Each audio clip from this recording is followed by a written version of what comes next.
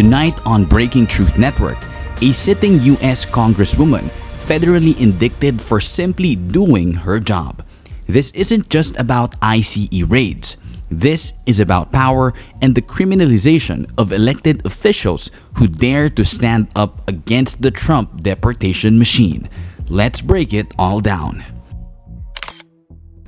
Democratic Congresswoman LaMonica MacGyver now faces federal indictment, not for corruption, not for bribery, but for standing up against federal agents during a protest at an ICE detention facility.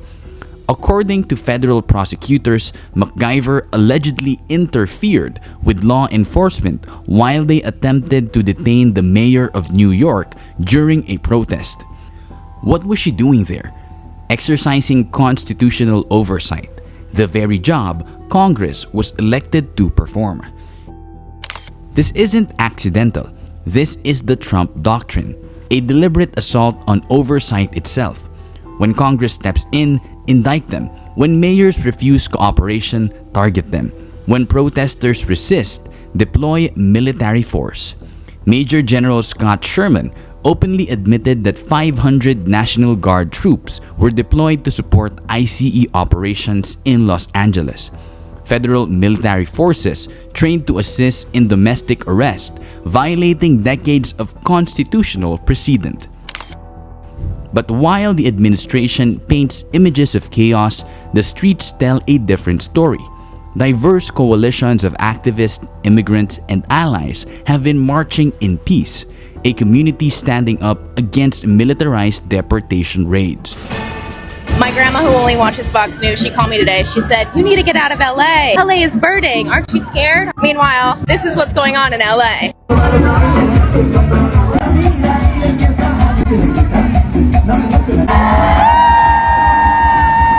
Thank you so much. Yeah, thank you. I got snacks. Sometimes people look at me crazy when I say I live in downtown LA. They're like, "Aren't you scared to live there?" Tell me you don't get it without telling me you don't get it. Show me a city that shows up to defend its citizens the way LA shows up to defend its citizens. The black community will always stand in solidarity. We're not going to get out of the streets until ICE are out of our streets. Ain't that right? ICE out of LA! ICE out of LA! Police in LA are overwhelmed. We gotta send in the Marines. Send in the Marines. Meanwhile, the police in LA.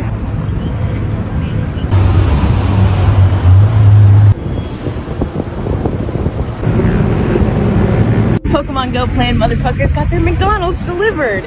They're fine. LA is burning. It's a love fest. This is solidarity. Behind the scenes, Congress itself fractures under pressure. In a stunning move, 75 Democrats crossed party lines to join Republicans in praising ICE and law enforcement, creating a bipartisan cover for growing federal overreach. The resolution may not change the law, but it shifts the narrative, eroding opposition one symbolic vote at a time. At the center of Trump's war machine sits Stephen Miller, the architect of mass deportations, ICE militarization, and targeting of immigrants far beyond criminal activity. Miller's goal? Widen the net. Deport not just criminals, but anyone undocumented, restaurant owners, hotel cleaners, construction crews, anyone. The crackdown is spreading. In San Antonio, Texas Governor Greg Abbott deployed National Guard troops preemptively as ICE raids continue.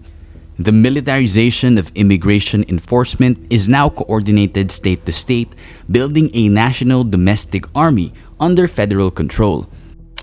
Donald Trump's military parade was never just about spectacle. It was about signaling, normalizing the use of soldiers in civilian policing roles, redefining the limits of executive power, and daring anyone to stop him. Mainstream media echo chambers fuel the lie. Cities burning, lawlessness rampant. The reality?